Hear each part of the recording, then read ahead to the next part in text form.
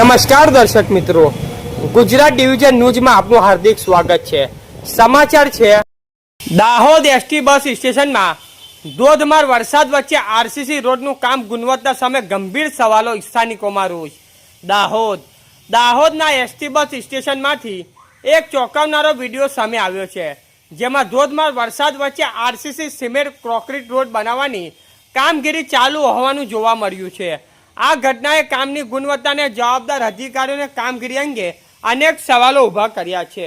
Dahod ST bus station જિલ્લાનું સૌથી વ્યસ્ત બસ સ્ટેશન ગણાય છે, જ્યાં દરરોજ હજારો મુસાફરો અને સતત બસોની અવર જવર રહે છે। આવા મહત્વ સ્તરે વરસાદ દરમિયાન રોડનું કામ ચાલુ રાખવામાં આવતા સ્થાનિકોમાં ભારે નારાજગી જોવા મળી રહી છે। સ્થાનિકોનો આક્ષેપ છે કે વરસાદી પાણી વચ્ચે કરવામાં આવતું આરસીસી રોડનું કામ ગુણવત્તા સાથે ગંભીર ચેડા સમાન છે। જો શરૂઆતની જ બેદરકારી દાખવવામાં આવશે તો ટૂંક સમયમાં રોડ નિરાડો પાડવાની, ખાડા પાડવાની અને ફરી સરકારી નાના ખર્ચ કરવાની નોબત આવી શકે છે। આ મામલે અનેક પ્રશ્નો ઊભા થયા છે। શું એસટી વિભાગના જવાબદાર અધિકારી સ્તર પર હાજર હતા? શું વરસાદ વચ્ચે રોડનું કામ કરવાની મંજૂરી આપવામાં આવી હતી કે પછી માત્ર કામ ઝડપથી પૂર્ણ બતાવવા અને બિલ પાસ કરવા માટે ઉતાવળમાં કામગીરી કરવામાં આવી રહી છે?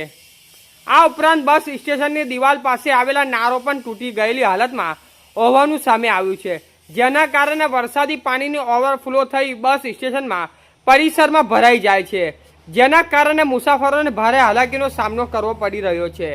સ્થાનિક લોકો સમગ્ર કામગીરીથી ઉચ્ચ સ્તરીય તપાસ રોડની ગુણવત્તાનું ટેકનિકલ નિરીક્ષણ થતાં જો કોઈ બેદરકારી કે ભ્રષ્ટાચાર સામે આવે તો જવાબદાર અધિકારીઓ અને કોન્ટ્રાક્ટર સામે કડક કાર્યવાહી કરવાની માંગ કરી છે।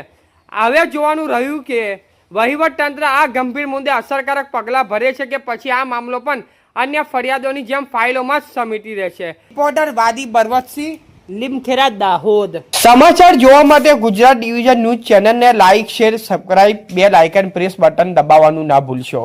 ધન્યવાદ।